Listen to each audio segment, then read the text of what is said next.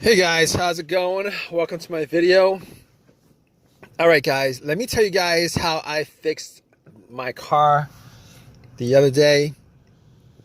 So I was out of the park, did a 1 hour jog, came back to my car, ready to go home, try to start it.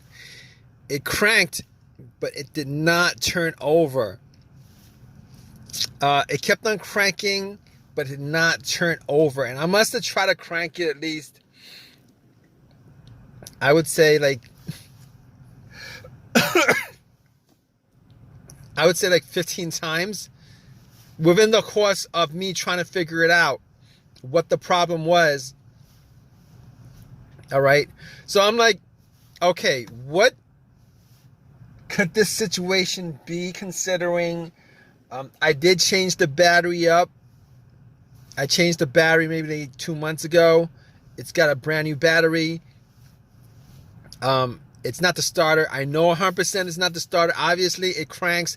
The starter cranks the car. It cranks. So I'll rule out the starter.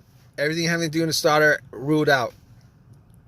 And basically, it was a strong crank. So I was pretty sure it wasn't the battery. But just in case, I turned on the light. The headlights went out. See how bright they are, and they were pretty bright. So I was like, it probably isn't the battery. I was thinking maybe I had a defective battery, but I was pretty sure it wasn't the battery. All right, it wasn't a slow crank. It wasn't like, it wasn't a slow crank. It was a strong crank. But here's what I did anyway. I actually got my power pack, put it on, and try to crank it that way, just to make sure it's 100% not the battery. And it cranked. It wouldn't start. Did the same thing. Definitely wasn't the battery. And on top of that, I was looking around just to make sure that my terminals were clean and tight, because I did clean the terminals. I did tighten them up 2 months ago. I didn't think that it was going to be corroded after 2 months, and they weren't corroded after 2 months. So I was like, all right, okay, I know what the obvious is, but I'm going to go through these steps, just to make sure that I pretty much troubleshoot the easiest things, and then I'm going to go to, the bigger issues. So at that point, I knew it wasn't the starter. Obviously, it's not the alternator. I ruled those things out. You guys, in this situation, you guys don't want to start ruling things out as what the issue is. It won't be the starter. If it's a strong crank, it's not the alternator. If it's a slow crank, wait. If it's a strong crank, it's probably not the battery. If it's a slow crank, it's possible that it is the battery. But just to rule it out, you guys should probably at least try to give it a jump. This situation, just to make sure it's 100% not the issue. All right. So it's not a slow crank. It's a very strong crank, and it cranks up pretty strong. All 15 times that I try to crank it up. So I can rule out those things. Check all the terminals, rule that out. And the negative wire, I could rule that out too, because I wouldn't be getting a strong crank. Well, it's possible. It's possible that it could be the negative ground wire that could cause that issue. It's very possible, maybe. But I was getting a strong crank, so I was pretty sure that all the wiring were tight and good, and it wasn't with the negative or the battery or any of that other stuff. So moving on from that, I'm thinking to myself, okay, maybe it's a fuse. Maybe it's a fuse, the fuel pump. Maybe it's a relay to the fuel pump. Maybe it's the fuel pump itself. Could be the car's computer, all of those things. All right, and I'm going to help you guys troubleshoot this because I troubleshooted it. All right, it's how I troubleshoot this whole entire issue. All right, you guys have this situation. This is how you guys troubleshoot this issue. All right, you guys have a crank, but it won't turn over. Here's how you do it. All right, maybe it's the car's computer. Now, I was not getting a check engine light on the car.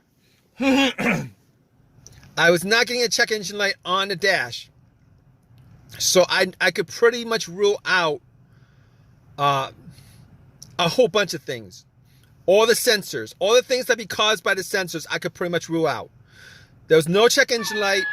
And I'll tell you guys what, when I actually, when I actually put an OBD2 on it, okay, when I put an OBD2 on it, first of all, it actually read.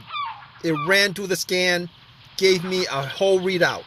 So I knew that it was probably not the car's computer to begin with. That's very important. There are situations where the car's computer has issues communicating with the car itself, whether it's a wiring issue, whether it's a blown fuse issue, a short or whatever. Sometimes that occurs. And when that occurs, it will cause the car to crank but not start. All right, and there's a whole host of things I could run down with this, but I could rule out that. All right, and the fact that there was no check engine light on the dash, and then when I read the whole OBD2, there was not a single code that came up. I could rule out anything having to do with the mass airflow sensor, could rule that out. I could rule out the crankshaft, camshaft. I could rule all that out. And I could probably rule out the throttle position sensor on top of that.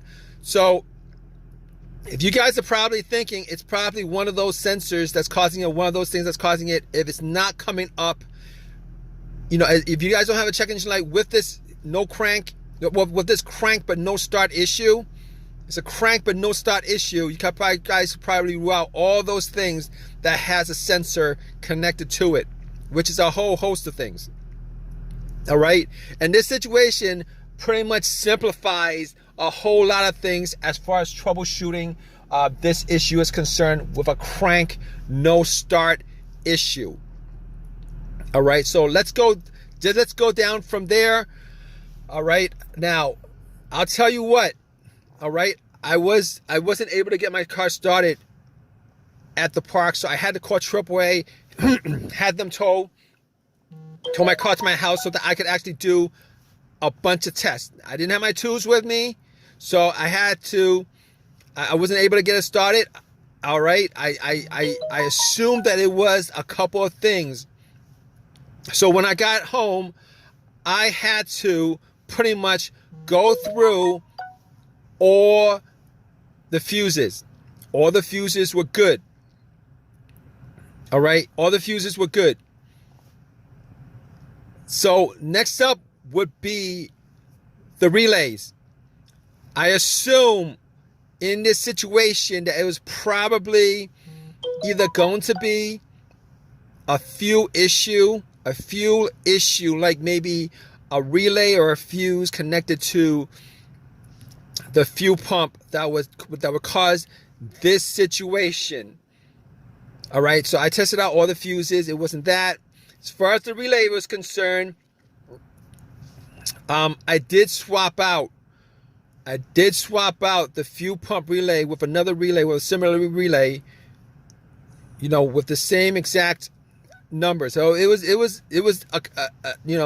I did swap out one of the relays for the fuel pump relay, and that didn't do anything as far as that situation is concerned. So at that point, I was thinking, all right, I got to figure out whether it was the fuel pump that was causing this situation. All right, definitely was sure it was not the relay. And on top of that, I actually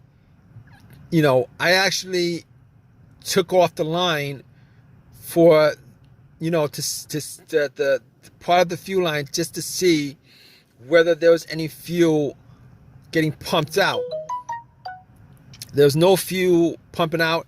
And on top of that, I actually did not hear the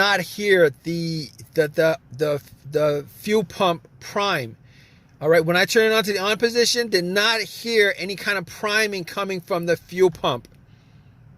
So at that point, I knew that it was probably the fuel pump that was the issue. In fact, it was the fuel pump that was the issue. Now, I was hoping that it would have been the fuel pump relay. If it was the relay, it would have been a quick fix. However, since it was the fuel pump, it took an hour or two for me to replace it. Got the car to start afterwards after it was replaced. It was the fuel pump that was the problem. If you guys have a crank no start, like a whole bunch of other scenarios, no start scenarios, what you guys do need to do is, you guys need to troubleshoot it, because it could be, like I said, a variety of things that would be causing these kind of situations. Hopefully, if you guys are in the same situation, this video has helped you out in some way. Maybe it's a fuse that was blown or something like that. Hopefully, you guys got a simple fix for you. But that was my whole entire the whole entire scenario happened because the fuel pump needed to be replaced. All right, guys. If you guys have any comments on this, please drop a comment in the comment section. Please give me a thumbs up and please subscribe, guys. All right, take care.